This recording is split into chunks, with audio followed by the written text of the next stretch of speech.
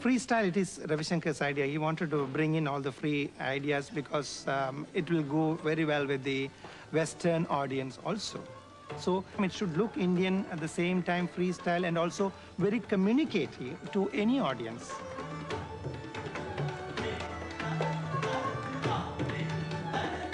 I think because the world, particularly of Indian dance, is really a world of solo performers, there were some initial problems in pulling together an ensemble, in getting a feeling of working together and group and teamwork. Not, I think, because of overriding egos, but simply because some of the cast were simply not used to working alongside and with and feeding into other people.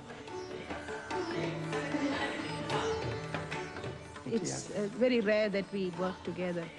And some of the local artists, dancers from here, have also joined us in doing rest of the roles. We are from the south, we are from Madras, and the rest of them are from Delhi. And also, the kind of musicians that are involved in this are from various parts of India.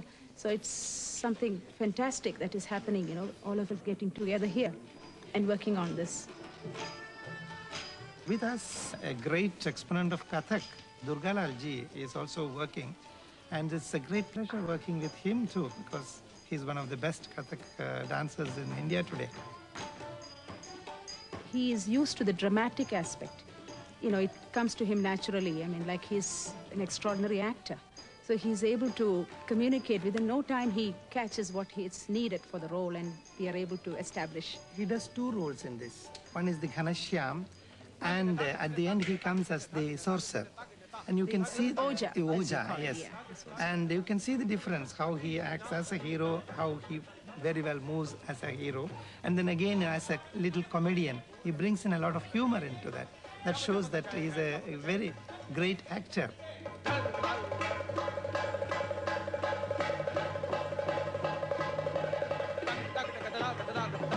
Whenever I write the music, I see everything visually. So I have been giving them all the ideas of movements, everything, you know. So it's like doing choreography also. You know, he has in him the taste for dance. In him. Because he has worked with his brother Ravi Shankar, so he has all the imaginative dance within himself, and he's very expressive when he shows something. When he wants to get out of us something, he shows it so very elaborately, and it's very fascinating to see him. We think him only as a musician, but now we have realized that he's not only a musician, but he's a genius, a dancer himself, and so expressive. He dances literally, which was unique for us to watch. You know, we've never seen him do that. For all his own extraordinary genius, I think, he is incredibly open to new ideas, to fresh ideas, and to listen and to collaborate. It's a remarkable gift.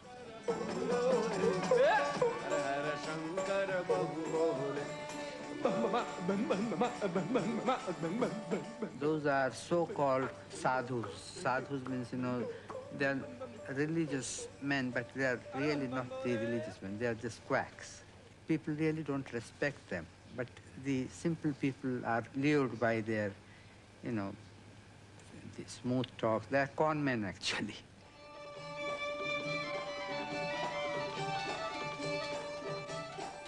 They take a lot of bhang, a lot of ganja, which is smoke, a lot of charas, think hashish and all sort of things. And they are always, you know, in stupor, and they're like hippies, because that was what I heard in mid-60s also. Hey man, come on, be high, you can see God, you can, you know, you can play better music, you can pray better, you can say Om and things like that. And that's the similarity that I've been observing.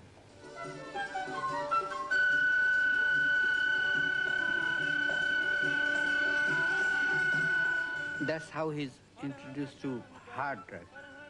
That's where Ghanashyam gets attracted to it, and he has the experience, and he likes that feeling of being high.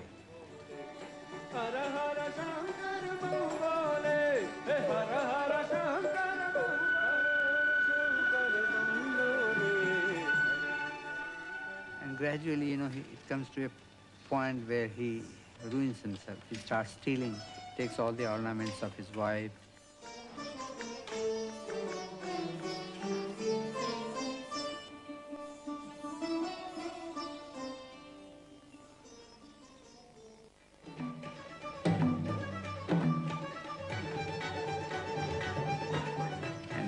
steals from the temple a very big jewel from the Lord Shiva, and he's caught and he's trying to run away, and while doing that he has heart failure. He dies.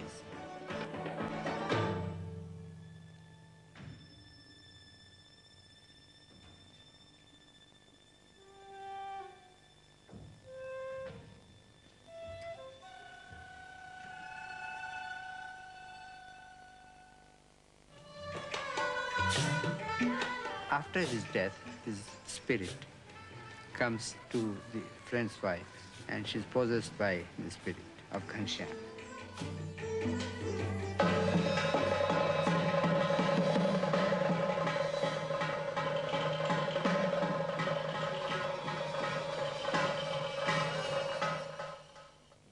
वो उपाय मुझे गुरु ने दिया, मगर प्रयोग इसे कभी न किया। हाँ, मैं एक काम कर सकता हूँ, वो क्या? इस प्रेत को शांता के शरीर से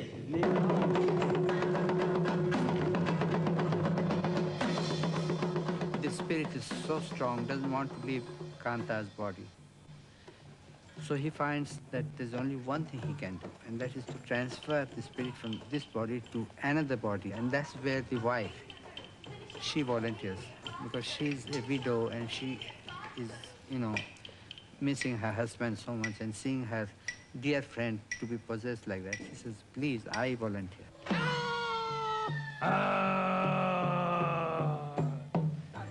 So that's how the spirit is transferred to her body, and in that process, she dies.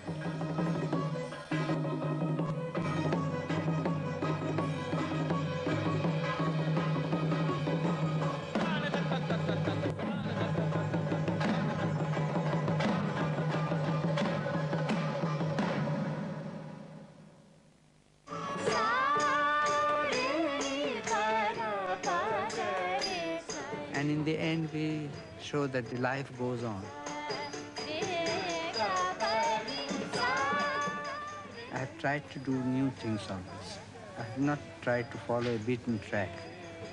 And that is why most of my work hasn't been always a great success in the beginning, but it gets recognition afterwards. Because of its newness, I'm very optimistic that it might be appreciated. I don't know whether it's going to be a great success or not. That's something which one never knows.